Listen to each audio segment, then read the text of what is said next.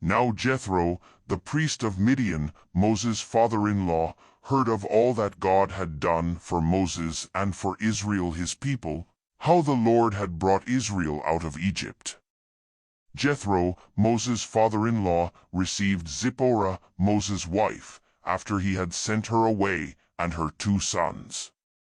The name of one son was Gershom, for Moses said, I have lived as a foreigner in a foreign land. The name of the other was Eleazar, for he said, My father's God was my help and delivered me from Pharaoh's sword. Jethro, Moses' father-in-law, came with Moses' sons and his wife to Moses into the wilderness where he was encamped, at the mountain of God. He said to Moses, I, your father-in-law Jethro, have come to you with your wife, and her 2 sons with her. Moses went out to meet his father-in-law, and bowed and kissed him. They asked each other of their welfare, and they came into the tent. Moses told his father-in-law all that the Lord had done to Pharaoh and to the Egyptians for Israel's sake, all the hardships that had come on them on the way, and how the Lord delivered them. Jethro rejoiced for all the goodness which the Lord had done to Israel, in that he had delivered them out of the hand of the Egyptians. Jethro said, Blessed be the Lord, who has delivered you out of the hand of the Egyptians, and out of the hand of Pharaoh, who has delivered the people from under the hand of the Egyptians. Now I know that the Lord is greater than all gods because of the way that they treated people arrogantly. Jethro, Moses' father-in-law, took a burnt offering and sacrifices for God. Aaron came with all the elders of Israel to eat bread with Moses' father-in-law before God. On the next day Moses sat to judge the people, and the people stood around Moses from morning to evening. When Moses' father-in-law saw all that he did to the people, he said, What is this thing that you do for the people?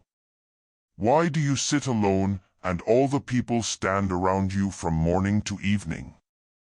Moses said to his father-in-law, Because the people come to me to inquire of God. When they have a matter, they come to me, and I judge between a man and his neighbor, and I make them know the statutes of God and his laws. Moses' father-in-law said to him, The thing that you do is not good. You will surely wear away, both you and this people that is with you, for the thing is too heavy for you. You are not able to perform it yourself alone. Listen now to my voice. I will give you counsel, and God be with you. You represent the people before God, and bring the causes to God. You shall teach them the statutes and the laws, and shall show them the way in which they must walk, and the work that they must do. Moreover, you shall provide out of all the people able men who fear God, men of truth, hating unjust gain, and place such over them, to be rulers of thousands, rulers of hundreds, rulers of 50s, and rulers of 10s. Let them judge the people at all times.